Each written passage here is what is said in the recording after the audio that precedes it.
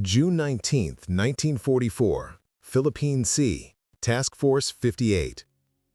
At the Fighter Direction Center aboard the American fleet, radar screens glowed under dim lighting, each flicker representing an approaching aircraft. Operators tracked patterns of enemy movement, translating blips into calculated interception courses. Simultaneously, a coded report from the submarine USS Albacore confirmed the approach of a Japanese carrier force. Reconnaissance indicated multiple air groups preparing to strike. Lieutenant Charles Sims, stationed at the radio console, adjusted his headset and prepared to relay instructions. On the American side, 15 carriers stood ready to launch their fighters. Among them, the USS Lexington, USS Enterprise, and USS Yorktown were poised to defend against the incoming threat. Unknown to their crews, the confrontation about to unfold would become the most one-sided aerial engagement in naval history. Previous encounters in the Pacific had taught U.S. aviators that Japanese carrier pilots were exceptionally skilled, fighters who treated the sky as a battlefield of honor. Neutralizing these pilots was critical. Without them, entire carrier formations could be systematically destroyed. The Japanese mobile fleet, commanded by Admiral Jisaburo Ozawa, had assembled their largest possible carrier strike group. 9 carriers, including the Taihaho, Shokaku, Zuikaku, Junyo, Hyo, Ryuho, Chitose, Chiyoda, and Zuiho, hosted over 430 aircraft positioned to deliver a decisive blow to the U.S. forces advancing on Saipan. This offensive strategy relied on additional support from land-based planes stationed on Guam, Rota, and Tinian, raising the total attacking force to more than 500 aircraft. Admiral Soemu Toyoda, leading the Imperial Japanese Navy's combined fleet, famously declared, "The Empire's destiny will be determined in this engagement." The American Grumman F6F Hellcat epitomized the technological edge of U.S. naval aviation. Capable of speeds up to 380 miles per hour, the fighter's Pratt & Whitney R2800 double Wasp engine produced 2,000 horsepower, propelling the aircraft's 12,598-pound frame with both armor and weaponry intact.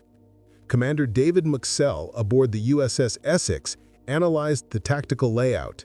His air group consisted of 104 pilots trained explicitly for air-to-air combat, equipped with 6 50-caliber Browning machine guns, each carrying 400 rounds.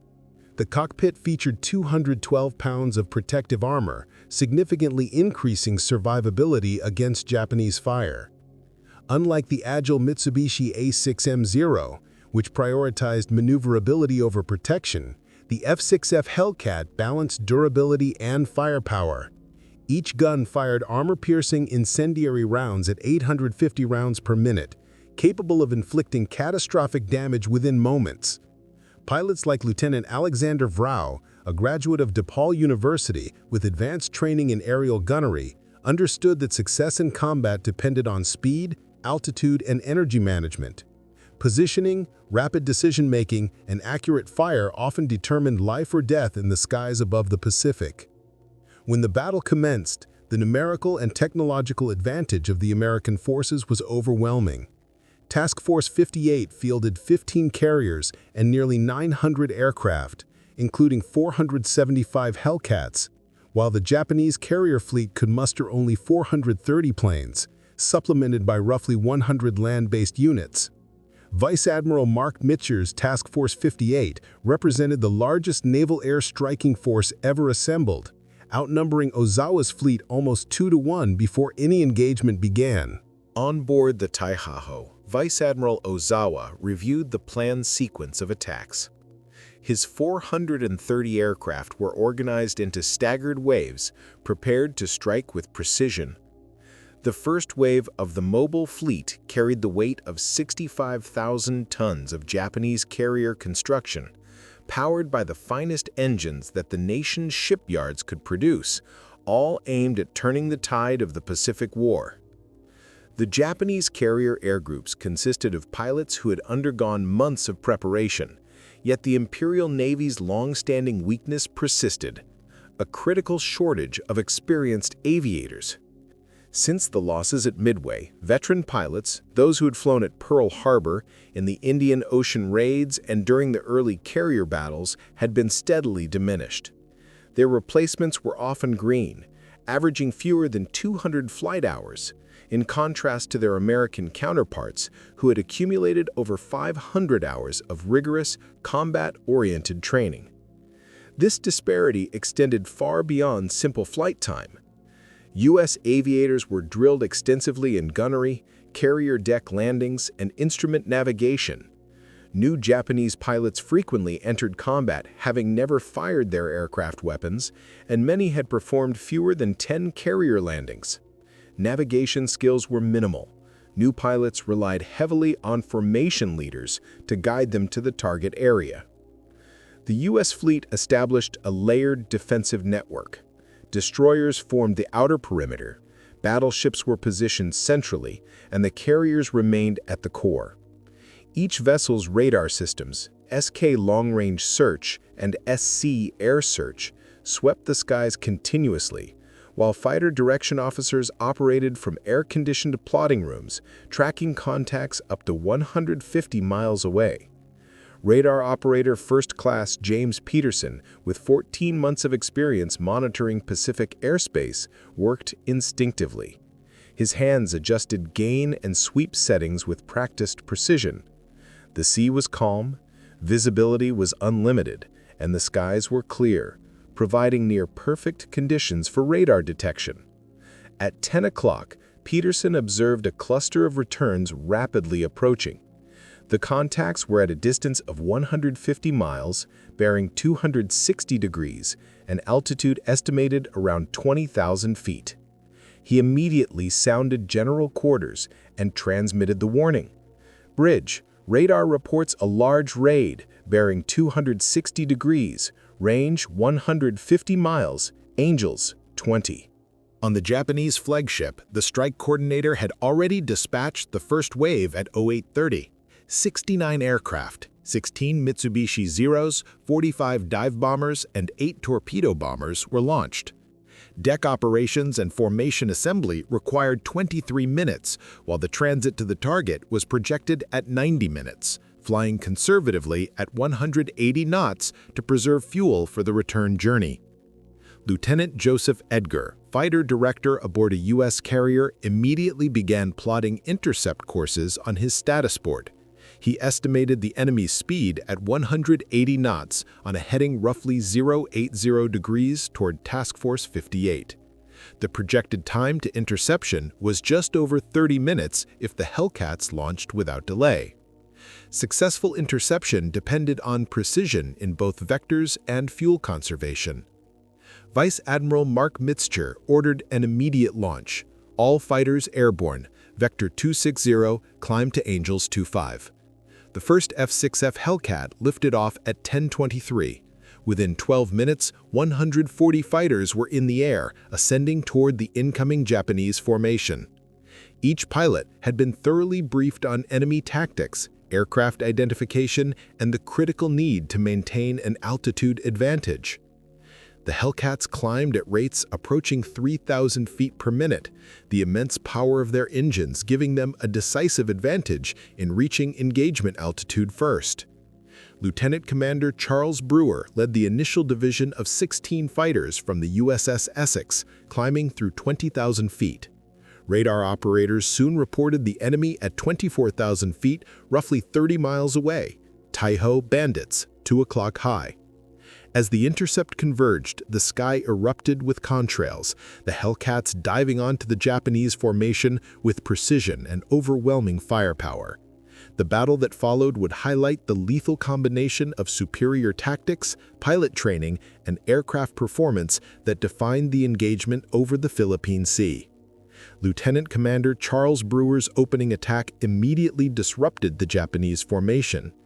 A Mitsubishi Zero went into a descending spin engulfed in flames, while his wingman disabled a dive bomber with a precision deflection shot that tore off its right wing. Within a minute and a half, 8 enemy aircraft were plunging toward the sea. The Hellcat's 6.50 caliber machine guns created a lethal intersection of fire at approximately 300 yards, concentrating rounds so effectively that a 2-second burst delivered roughly 170 projectiles into a target zone just 6 feet across. Japanese aircraft, lacking armor and self-sealing fuel tanks, disintegrated under this concentrated firepower. Lieutenant Stanley Swedes of the USS Yorktown later recalled the assault. They approached in tight, parade-like formations. We struck from above and behind. It was as if we were shooting clay pigeons. They made no evasive moves at all. By 11 a.m., the first enemy wave had been effectively neutralized. 42 Japanese aircraft were destroyed, 27 were damaged and forced to turn back, and only a dozen managed to reach attack positions. Of these survivors, 7 were eliminated by anti-aircraft fire from the battleship line. Newly deployed proximity-fused shells proved devastating. Detonating near aircraft without direct contact, they produced deadly clouds of shrapnel that shredded enemy formations. At 11:07, radar detected the approach of the second wave. 128 aircraft had been launched from the carriers Junyo, Hishio, and Ryuho at 09. The composition included 53 Judy dive bombers, 27 Zero fighters, and 48 torpedo bombers. Lieutenant Commander Kazuo Takahashi, a veteran of 18 prior missions, including Coral Sea and the Eastern Solomons, led the strike. Fighter direction officers vectored fresh Hellcats to intercept the incoming formation 60 miles from the U.S. fleet. The American pilots had a significant advantage in altitude, 28,000 feet compared to 19,000 feet for the Japanese, providing both energy and tactical superiority in aerial engagement. Lieutenant Alexander Vrau's division was among those scrambled to meet the second wave, but his aircraft suffered a mechanical failure on takeoff. The supercharger became stuck in low blower mode, limiting his maximum speed to 300 miles per hour and reducing his climb rate by half. By the time he reached operational altitude, his squadron was already engaging the enemy. Despite these handicaps, Vrau identified the Japanese formation below. Roughly 50 aircraft flew in disciplined, tight formations, Judy dive bombers moving like sitting ducks. Utilizing his altitude advantage, Vrau executed a series of steep diving attacks. His first target detonated instantly, the bomb load igniting in a massive fireball. He rolled inverted and initiated another dive, severing the tail of a second bomber with a precise burst of 50 caliber rounds. The third kill occurred as he recovered from the dive and regained altitude. A Judy bomber crossed his line of fire, and a brief burst ignited the fuel tanks, sending the aircraft into flames.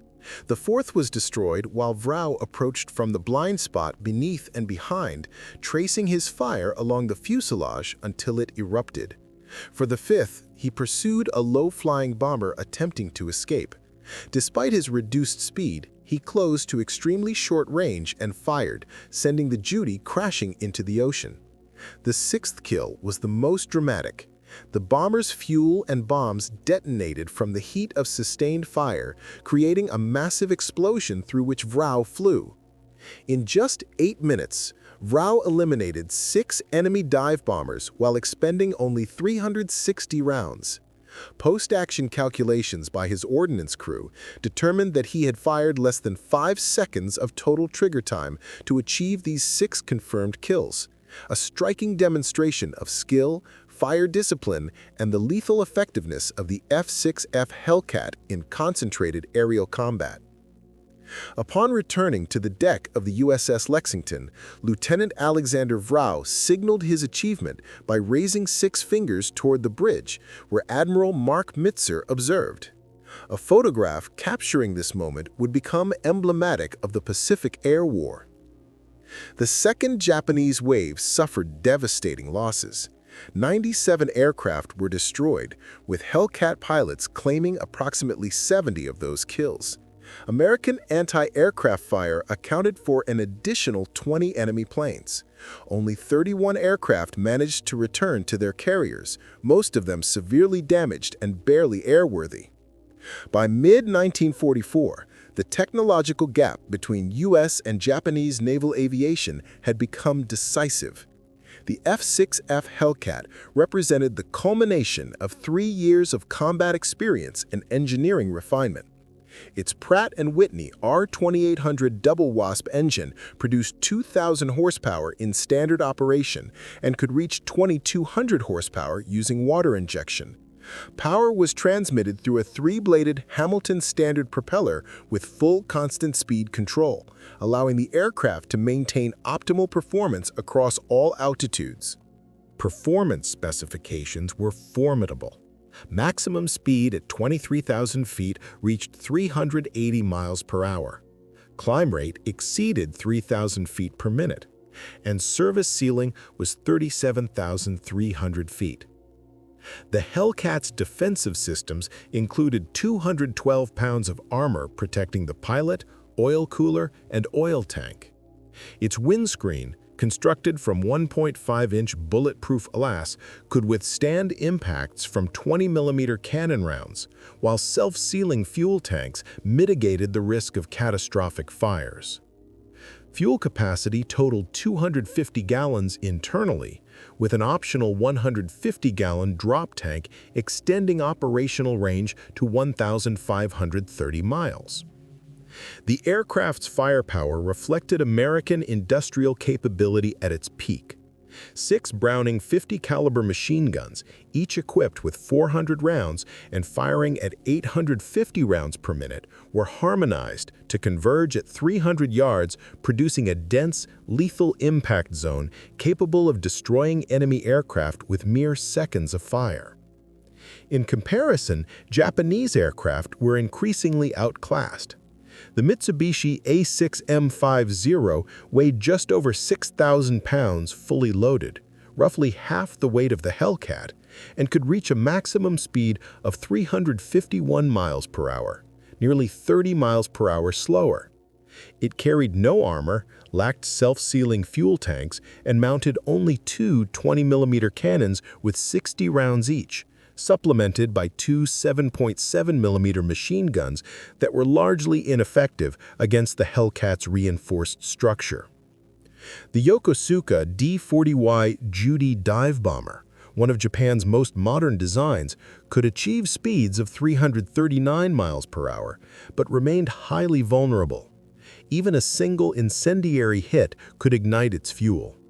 Similarly, the Nakajima B-6N JIL torpedo bomber was slower and less maneuverable, while sharing the same lack of defensive protection. Compounding these disadvantages, Japanese pilot training had deteriorated under sustained attrition. Before the war, operational aviators typically completed around 700 hours of flight training prior to joining combat units. By 1944, replacements were receiving only a fraction of this instruction, leaving them underprepared for the intensity of modern aerial warfare. Meanwhile, American pilots benefited from hundreds of additional hours of gunnery, carrier landing, and tactical training, widening the gap in both skill and survivability. The combination of superior aircraft design, firepower, protective systems, and pilot proficiency ensured that U.S. naval aviation had decisively overtaken its Japanese adversaries in both capability and combat effectiveness by the time of the Battle of the Philippine Sea. By mid-1944, Japanese replacement pilots entering combat had received only minimal preparation, averaging roughly 200 flight hours, with some completing as few as 100 before deployment. Their instruction in navigation was limited, and proficiency in instrument flying was largely absent. Formation flying remained basic, leaving new aviators ill-prepared for the complex tactical demands of carrier-based operations. In contrast, American naval aviation had evolved into a highly structured, almost industrialized system of pilot development. Carrier-qualified aviators underwent a minimum of 600 flight hours, with extensive training in gunnery, instrument and night flying, navigation, formation tactics, and carrier deck procedures. Training programs were standardized and systematic, producing large numbers of well-prepared pilots annually. Bases across Florida, Texas, and California collectively trained roughly 10,000 naval aviators per year by 1944, ensuring both quantity and quality for combat operations. At 10 o'clock, Vice Admiral Ozawa launched his third strike from the carriers Zuikaku, Toyota, and Chitose, totaling 47 aircraft. Japanese flight leaders were aware of the heavy losses suffered in the morning's attacks, yet operational orders required continued engagement. Lieutenant Yoshio Fukumura led 15 Zero fighters, witnessing firsthand the return of battered comrades, who recounted encounters with swarming Hellcats and the dense barrage of U.S. anti-aircraft fire. Radar detected the third wave at 1300, approximately 120 miles from Task Force 58. American fighter direction had adapted based on the earlier engagements. Rather than intercepting the raid head-on, combat air patrols were vectored to approach from multiple angles simultaneously. This tactic denied Japanese formations the mutual support they relied upon and maximized the effectiveness of American attacks. Commander William Dean, operating from the USS Hornet, led 20 Hellcats in a coordinated high-angle assault, diving from the sun to strike the enemy. Japanese escort fighters, positioned above the bombers in defensive weave, were caught completely by surprise. Dean's initial pass destroyed 3 Zero fighters in just 15 seconds, and his wingman eliminated 2 more in the same attack. With the enemy escorts removed, Hellcats turned their full attention to the bombers, engaging them with precision and overwhelming force. Lieutenant James Shirley of the USS Bunker Hill later described the encounter. They held formation without evasion while we struck repeatedly. No defensive maneuvers, no attempt to break formation. They simply flew straight as we made pass after pass. Ensign Wilbur Spider Webb, flying his first combat mission aboard the Hornet, encountered scattered remnants of the third wave. In his after-action report, he noted, "They flew straight and level as I fired. I couldn't believe it. After the third aircraft exploded, I felt a moment of pity, then remembered Pearl Harbor and continued." By the end of the engagement, Webb had destroyed 6 enemy aircraft, becoming an ace in a day on his very first mission. Of the 40 aircraft launched in the third wave, only 7 managed to return to their carriers, all heavily damaged. None succeeded in reaching effective attack positions against the American fleet. The engagement underscored the decisive advantage of U.S. pilot training, tactics, and aircraft over their Japanese counterparts. The final Japanese strike of the day was launched at 11:30. 82 aircraft departed the carriers of Japan's carrier division, comprising 30 fighters, 36 dive bombers, and 16 torpedo bombers. This formation included many of the remaining seasoned aviators reserved for what was intended to be a decisive assault. However, the strike quickly fell into disarray. Navigation errors diverted roughly half the formation toward Guam, leaving only a fraction to locate Task Force 58. Those that reached the American fleet faced a formidable, multi-layered aerial defense with Hellcats stacked at altitudes ranging from 10,000 to 30,000 feet. The U.S. had refined its defensive tactics through the morning engagements. Fresh fighters continuously rotated through the combat zone, ensuring that American pilots arrived with full ammunition and energy advantage. Lieutenant Commander Roger May of Fighting Squadron 2 intercepted the fourth wave roughly 40 miles from the carriers. Leading a division of 4 Hellcats, he engaged 30 Japanese aircraft. Within 12 minutes, May and his wingmen destroyed 17 enemy planes without sustaining any losses. May personally accounted for 5, advancing systematically from the rear of the formation toward the front. The rotation of Hellcat squadrons maintained relentless pressure. Pilots returning from combat for refueling and rearming were quickly replaced by fresh aircraft. Damaged fighters returned to the carriers for rapid maintenance and turnaround. The American carriers functioned as an uninterrupted cycle of lethal efficiency, launching, recovering, rearming, and relaunching fighters in rapid succession. Commander David McSell, leading the USS Essex Air Group, exemplified this tactical mastery. During his first sortie that morning, he had shot down 5 Judy dive bombers. After returning to refuel and rearm, he launched again in the afternoon, destroying 2 additional Zero fighters over Guam. His total for the day reached 7 confirmed victories. McSell's ability to coordinate squadrons, maximize combat efficiency, and manage limited fuel and ammunition reserves proved pivotal to the fleet's defensive success. By 1430, the fourth wave had disintegrated entirely. Remaining Japanese aircraft fled in disorganized groups, either returning to their carriers or diverting toward Guam. American CAP units pursued and eliminated stragglers over a 100-mile swath of ocean. While the Hellcats dominated the air battle, U.S. submarines inflicted catastrophic losses below the surface. Lieutenant Commander James Blanchard, commanding the USS Albacore, had shadowed Ozawa's fleet since dawn. At 09:05, he fired 6 torpedoes at the flagship Taiho. 1 torpedo struck the carrier's aviation fuel tanks. Although initially appearing manageable, volatile fuel vapor spread throughout the vessel, culminating in a massive explosion at 14:32 that destroyed the ship. The Taiho, Japan's newest and largest carrier, commissioned only 3 months prior, sank with 1,650 crew lost.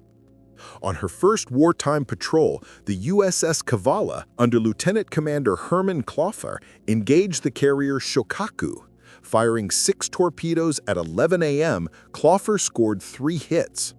Aviation fuel ignited across the hangar deck and sympathetic detonations of bomb magazines followed.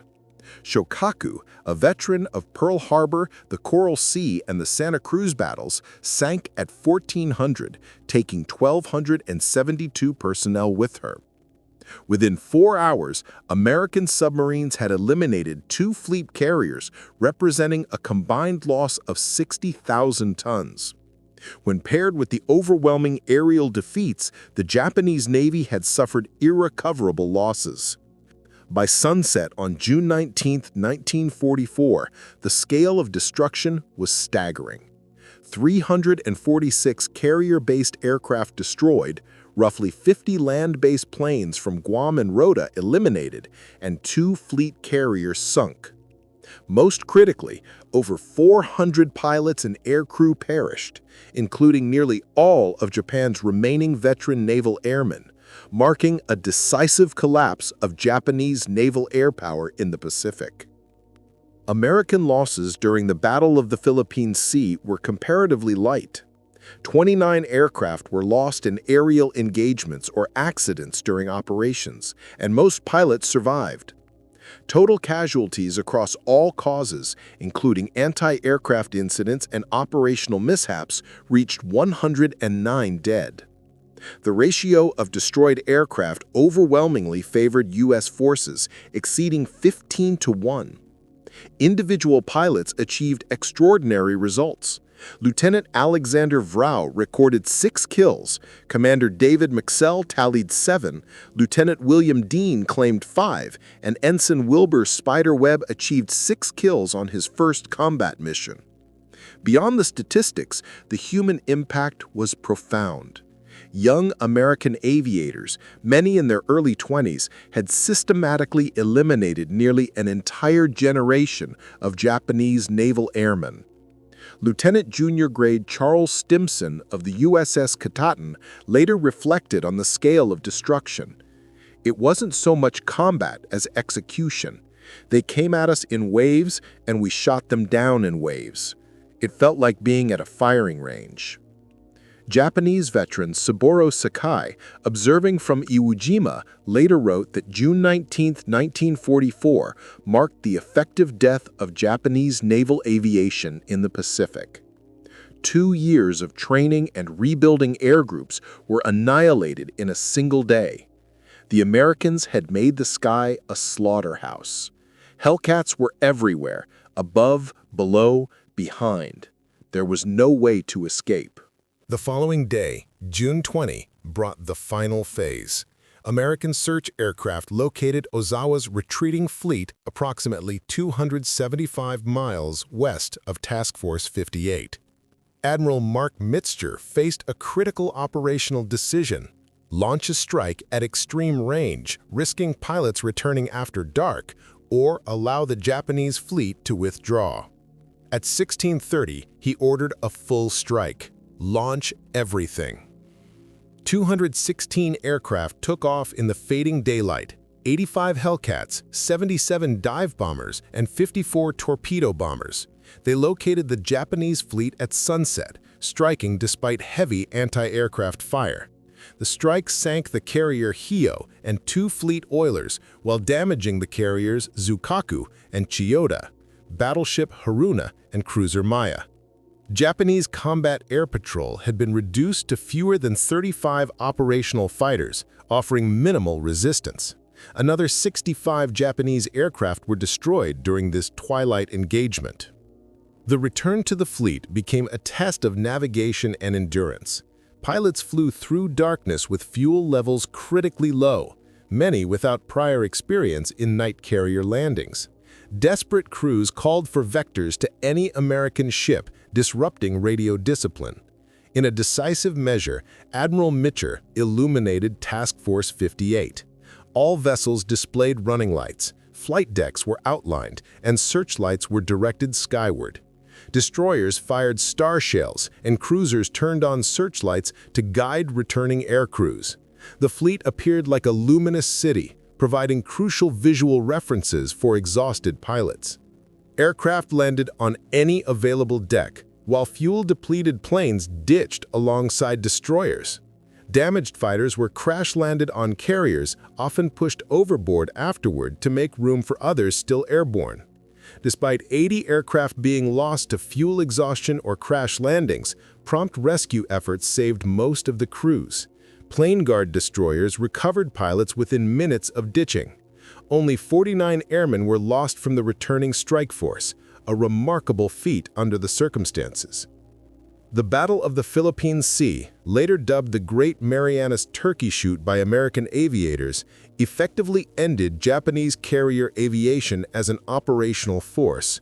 In just 2 days, Japan lost approximately 480 carrier and land-based aircraft, 3 fleet carriers, and 2 oilers. The human cost was devastating. Over 445 aircrew killed, including most of the surviving veteran pilots. Operation Ago, commanded by Admiral Ozawa, had relied on assumptions of parity in pilot skill and aircraft performance. Instead, Japanese aviators confronted American pilots flying technologically superior aircraft supported by advanced radar and coordinated fighter direction. The gap in training and equipment proved insurmountable. Within weeks, the Marianas fell to American forces. From bases on Saipan, Tinian, and Guam, B-29 superfortresses commenced long-range strategic bombing of the Japanese homeland. By November 1944, raids originating from these islands initiated the lasting destruction of Japanese cities and industrial centers, demonstrating the lasting strategic impact of the victory in the Marianas. 4 months after the decisive engagements over the Marianas, Japanese naval aviation attempted one last major sortie at Leyte Gulf. By this point, the fleet could muster only 108 aircraft spread across 6 carriers. These forces were quickly overwhelmed by American air defenses, suffering near-total losses without inflicting meaningful damage. The carriers themselves were used as decoys, their decks largely empty of aircraft and personnel, reflecting the collapse of Japan's carrier striking power. After Leyte Gulf, Japanese carriers never again conducted offensive air operations. The dominance of the F6F Hellcat symbolized the intersection of American industrial strength and design philosophy. Grumman produced 12,275 Hellcats in just over 2 years, peaking at 600 aircraft per month. Each aircraft required approximately 20,000 man-hours to assemble, Yet, standardization and minimal design changes allowed remarkable efficiency. The F6F design remained essentially consistent from 1943 to 1945. While German and Japanese designers continually sought incremental performance improvements through repeated modifications, the United States emphasized mass production of a proven, reliable platform. This principle extended across all American fighter programs. Sufficient quantity combined with adequate quality consistently overcame the alternative of superior performance in small numbers. Radar provided a decisive technological advantage in fighter coordination. The SK Air Search Radar could detect incoming aircraft up to 100 miles away, granting American forces roughly 40 minutes of warning. SM Fighter Direction Radar supplied accurate bearing and altitude information, allowing controllers to vector intercepting aircraft with precision. Integrated Combat Information Centers combined radar feeds with radio communications, forming a real-time operational command system that was decades ahead of contemporary standards. The introduction of the proximity fuse further transformed air defense. These shells detonated automatically when passing near enemy aircraft, eliminating the need for precise height settings and creating lethal zones that forced Japanese bombers to attack from higher altitudes, diminishing their effectiveness. American logistics supported a relentless operational tempo. During the Battle of the Philippine Sea, Task Force 58's service squadrons delivered 270,000 gallons of aviation fuel, 7,000 gallons of lubricating oil, and 45 tons of ammunition daily. Replacement aircraft were catapulted from escort carriers directly onto fleet carriers mid-operation, while maintenance crews worked continuously overnight to repair damaged planes for immediate redeployment. Technology and training created the framework for victory, but individual pilots executed it. Lieutenant Junior Grade Milton Curthers of the USS Bunker Hill achieved 5 kills despite suffering a hydraulic failure caused by a Japanese rear gunner. Forced to manually crank his landing gear with his knees while flying, Curthers successfully landed his Hellcat, which bore 47 bullet holes in its fuselage and wings. Ensign Robert Duncan of the USS Princeton became separated from his squadron during the second wave. Alone, he engaged 12 unescorted Japanese bombers. In a 15-minute running battle, Duncan destroyed 4 aircraft before exhausting his ammunition. He then maneuvered his plane to force a 5th bomber into the sea, achieving 5 kills without expending further rounds. Lieutenant Commander George Duncan, no relation, from the USS Monterey, led a division intercepting 40 Japanese aircraft. Outnumbered roughly 10-1, his 4 Hellcats destroyed 19 enemy planes in just 8 minutes. Duncan personally accounted for 6 of these kills, employing precise fire discipline to conserve ammunition. His wingman, Lieutenant Junior Grade John Strain, eliminated an additional 5. The coordinated teamwork of American pilots demonstrated tactical mastery. Divisions engaged multiple targets while maintaining mutual support. Wingmen protected leaders during attacks, and damaged aircraft were escorted back to carriers for recovery. The combination of superior aircraft, rigorous training, advanced radar integration, and disciplined aerial tactics ensured that U.S. naval aviation retained unchallenged dominance over Japanese forces, establishing a framework for operational success that extended well beyond the Marianas and into subsequent Pacific campaigns. The disciplined coordination of American aviators stood in stark contrast to the desperate, individualistic efforts of Japanese pilots during the battle. For many Japanese airmen, June 19, 1944 was apocalyptic. Pilot officer Yoshiro Shiramama, one of only 15 survivors from Zuikaku's air group, later recounted the experience. "We knew we were flying towards certain death as we approached the American formation. The sky was crisscrossed with tracers, and aircraft erupted in flames around us. In less than a minute, I witnessed at least 20 of our planes destroyed simultaneously." Lieutenant Commander Akira Tarui, leading a torpedo bomber division from Chiyoda, watched helplessly as his squadron was annihilated. The Americans struck from every direction. above, below, and flanking both sides, leaving no room for maneuver or counterattack. Tarui's gunner was killed on the first pass, his flight controls destroyed on the second. He crashed into the sea and spent 6 hours in the water before being rescued by a destroyer. Even the most experienced Japanese pilots recognized the hopelessness of their situation. Lieutenant Sadamu Kamaruchi, an ace credited with 12 victories, survived by immediately jettisoning his ordnance and flying at wave-top altitude. He later reflected, "The younger pilots adhered strictly to their training and maintained formation even as they were slaughtered. Those of us who survived did so by abandoning every tactical doctrine and fleeing for our lives." The psychological toll on the Japanese airmen was profound. Ensign Teo Miyazawa returned to Junyo with his Hellcat-riddled aircraft, describing the chaos.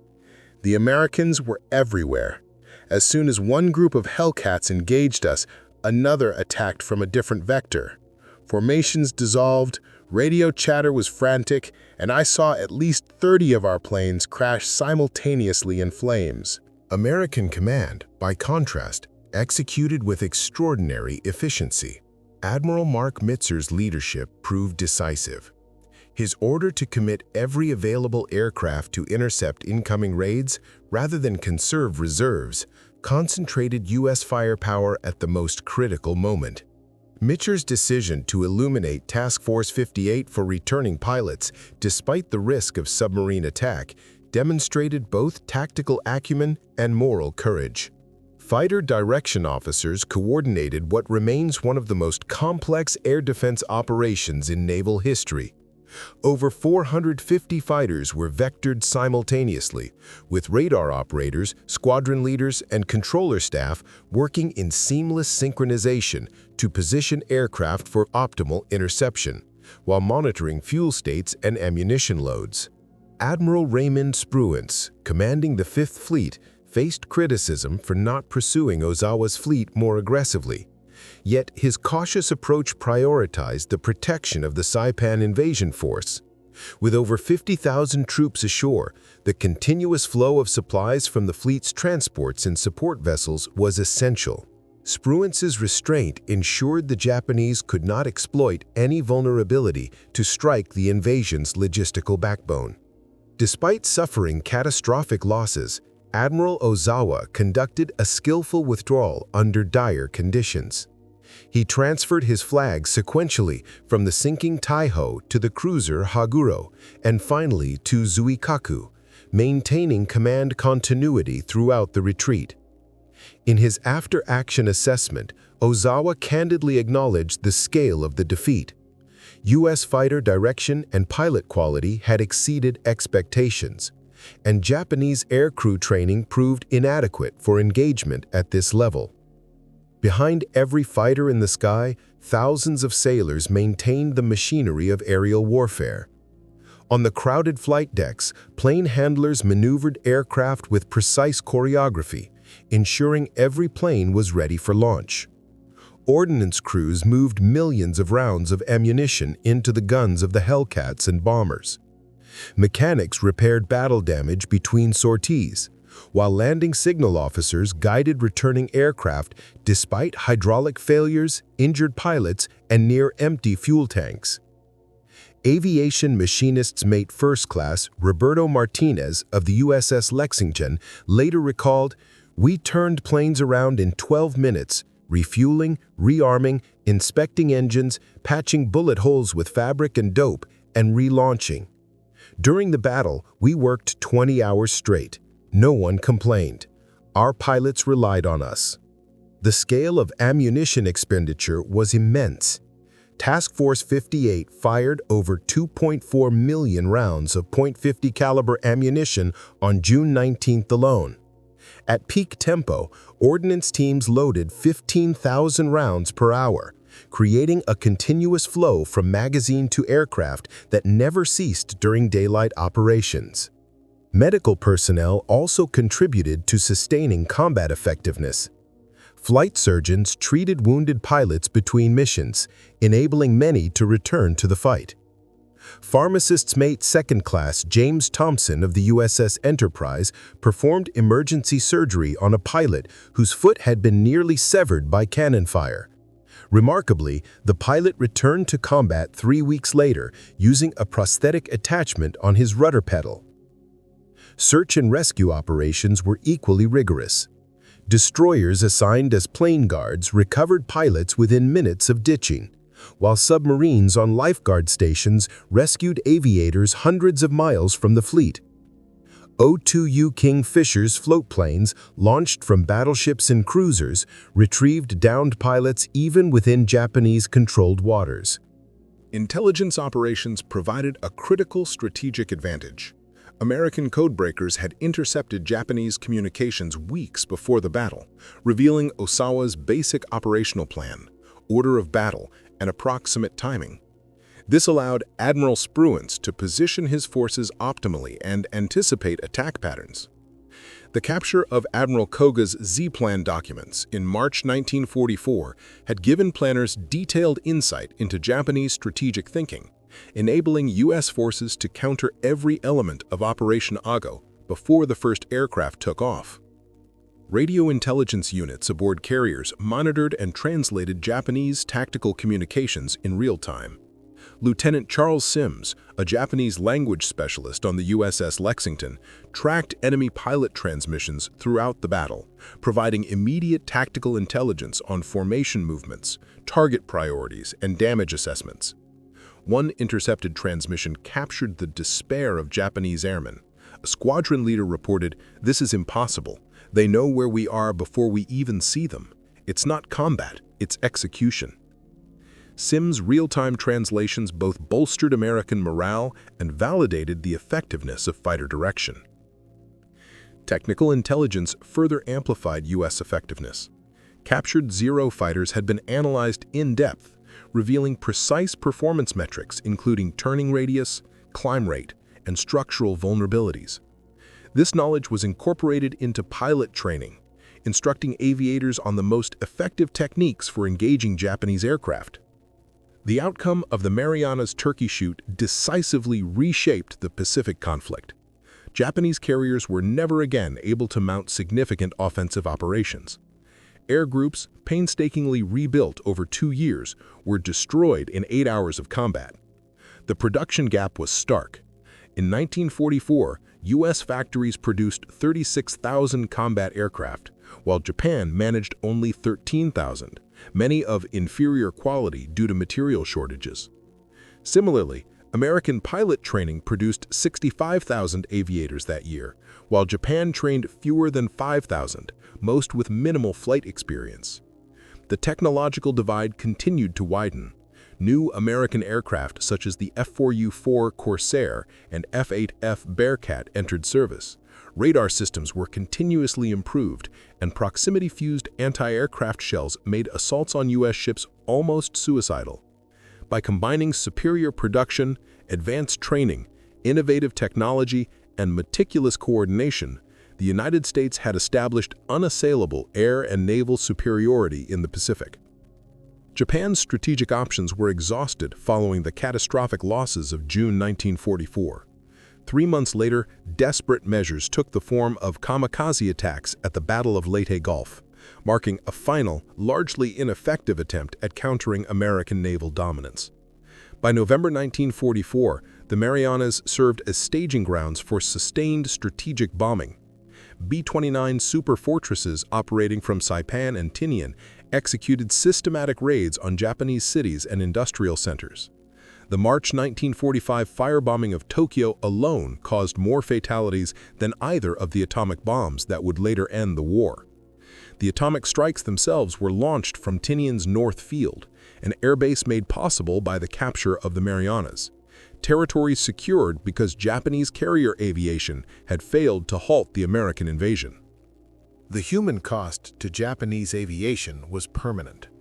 Veteran pilots lost at the Philippine Sea could never be replaced. Flight instructors were diverted from training units to frontline squadrons, further eroding the quality of pilot preparation.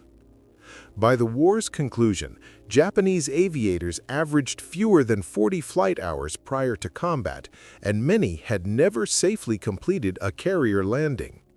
The battle validated American training and doctrinal philosophy. Emphasis on deflection shooting, energy management, and cooperative tactics consistently outperformed Japanese reliance on individual skill and acrobatic maneuvering. Techniques such as the thatch weave, which prioritized mutual support and altitude advantage, demonstrated that coordinated team operations were far more effective than solo heroics. Aircraft design philosophy was also confirmed. The F6F Hellcats' emphasis on pilot protection, durability, and concentrated firepower proved decisive in combat, whereas the Mitsubishi Zero, engineered for agility at the expense of survivability, was rendered obsolete in the evolving theater of air warfare. Modern aerial combat rewarded robustness and firepower over maneuverability. Fighter direction emerged as a critical force multiplier. Centralized control allowed commanders to optimize defensive efficiency while minimizing casualties. Radar-guided interceptions ensured American aviators consistently held the tactical advantage, while Japanese pilots, lacking comparable technology, were forced into prearranged kill zones. Sustained operational capability relied on logistics. American forces were able to maintain continuous sorties, rapidly repair aircraft, and replace losses, creating compounding advantages over time. Japanese forces, unable to recover or replace aircraft and personnel, saw each engagement further degrade their combat effectiveness. The war of attrition favored the industrially superior side, demonstrating that well-trained pilots could prevail over raw courage alone. American aviators with 600 hours of preparation routinely defeated Japanese pilots who had only 200 hours, regardless of bravery or determination. The experiences of the Philippine Sea endured throughout the careers of its veterans. Lieutenant Alexander Vrau went on to evaluate jet aircraft, including the Grumman F8F Bearcat, the successor to the Hellcat, and contributed to the development of early naval jets.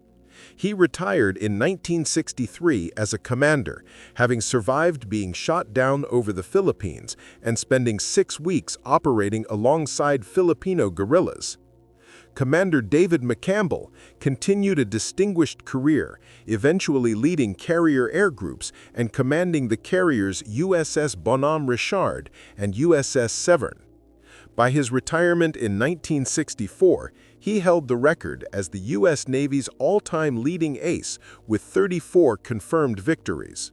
Commander David McCell was awarded the Medal of Honor for his extraordinary actions during both June 19 and October 24, 1944. Many of the aviators who survived the Philippine Sea engagements transitioned into civilian aviation careers, becoming airline captains. Their combat-honed skills in navigating long stretches over open ocean made them exceptionally adept at handling complex flight situations and emergencies, allowing a seamless shift from military to commercial aviation. The experiences of Japanese aviators diverged sharply. Some turned to Buddhism, seeking spiritual reconciliation after witnessing the destruction of their comrades and fleets.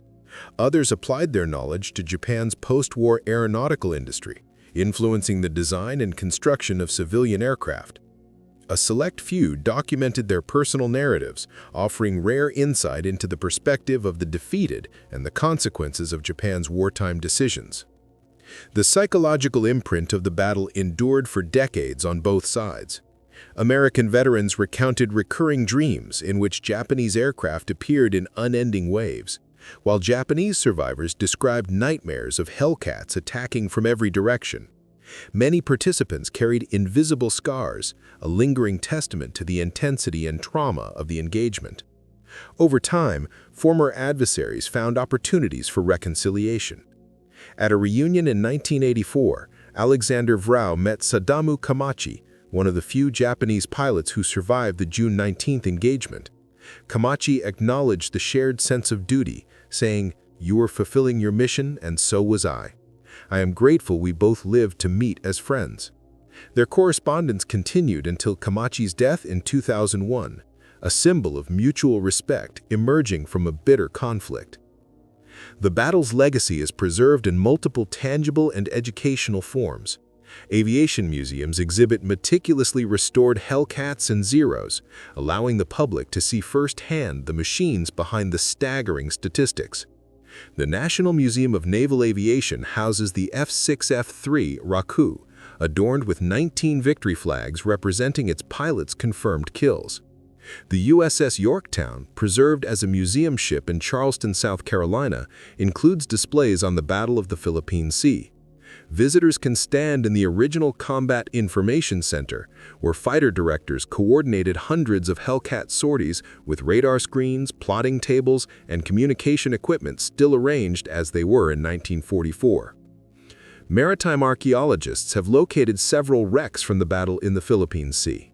The Shokaku rests at a depth of 12,000 feet, her flight deck frozen in time with aircraft poised for launch that never occurred. The Tai-Ho-Ho, destroyed by a massive internal explosion, lies even deeper, her enormous hull fractured along the lines of its catastrophic detonation. These sites remain protected as war graves, preserving the memory of the sailors and air crews lost in the conflict. Historical research continues to refine understanding of the engagement. Newly uncovered Japanese records shed light on previously unknown aspects of pilot training, aircraft production, and operational decision-making. Declassified American files reveal the full extent of technological and intelligence advantages that contributed to victory. Oral histories provide invaluable first-person perspectives. The Veterans History Project alone has recorded hundreds of interviews with participants from the Philippine Sea, preserving the human dimension behind the statistics and technical achievements of the battle. First-hand recollections of the battle capture nuances that official documents often overlook. The sharp tang of aviation fuel in the air, the roar of Hellcat engines climbing through thermals, and the eerie sight of burning Japanese aircraft tumbling from the sky like falling stars. These personal memories are preserved in educational initiatives designed to pass the lessons of June 19, 1944 to new generations. The Naval Aviation Museum, for example, provides flight simulators that allow participants to experience the coordination, speed, and intensity of a Hellcat dogfight, while documentary productions combine veteran interviews with digitally reconstructed battle sequences, creating immersive accounts that reinforce the technical and human dimensions of the engagement. The encounter known as the Great Marianas Turkey Shoot accelerated the evolution of military aviation. The effectiveness of radar-guided fighters in creating an almost impenetrable defensive umbrella fundamentally altered strategic thinking. This principle informed Cold War planning and the development of integrated air defense networks, which remain central to modern military operations.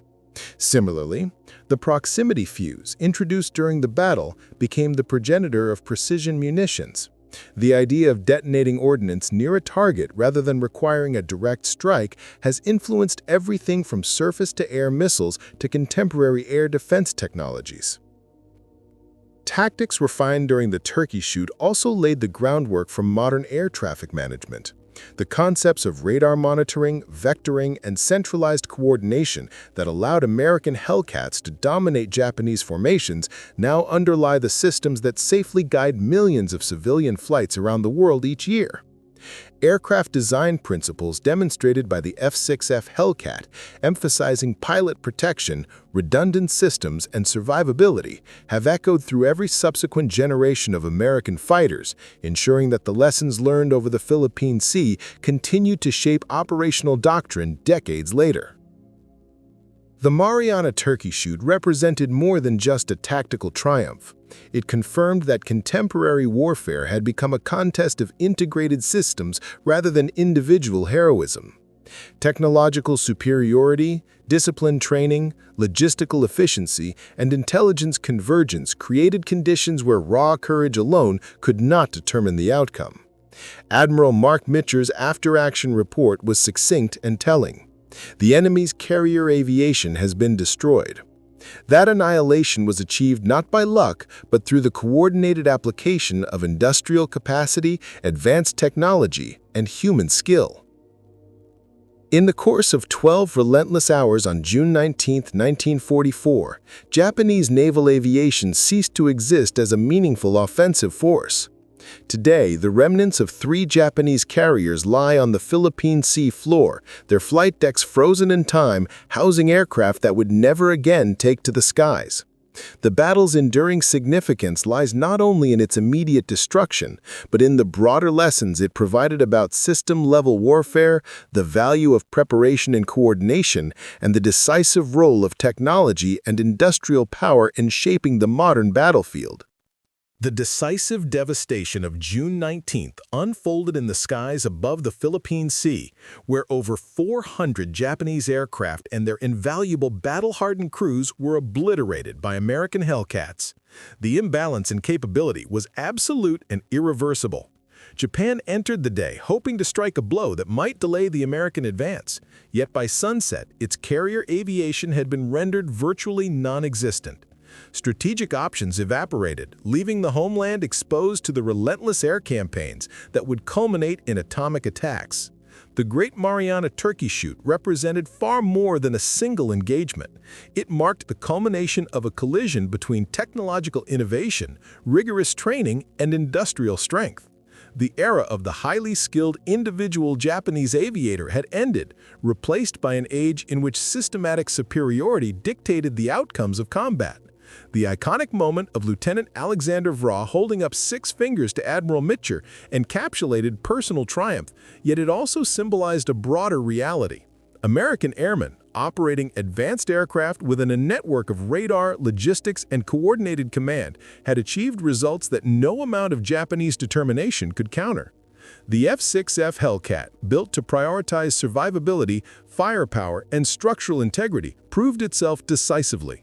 Over 8 hours of relentless combat, this aluminum tank validated the principle that resilience and offensive capability outweighed sheer maneuverability. Its performance redefined air combat in the Pacific, establishing a template for carrier-based operations that would persist for decades. June 19, 1944, marked the effective collapse of Japan's carrier forces and the ascendancy of American naval aviation. The lessons extracted from that day, emphasizing systematic training, technological integration, and industrial support, remain relevant even in an era dominated by stealth aircraft, precision munitions, and networked warfare. The Turkey Shoot stands as the most lopsided aerial confrontation in history, a single day in which American air power reached its peak, while Japanese naval aviation was decimated beyond repair. In the span of a few sunlit hours, the trajectory of the Pacific War was irrevocably altered. The empire of the rising sun had been outmatched by the industrial, technological, and human resources of the United States, opening an unobstructed path across the Pacific to Tokyo Bay.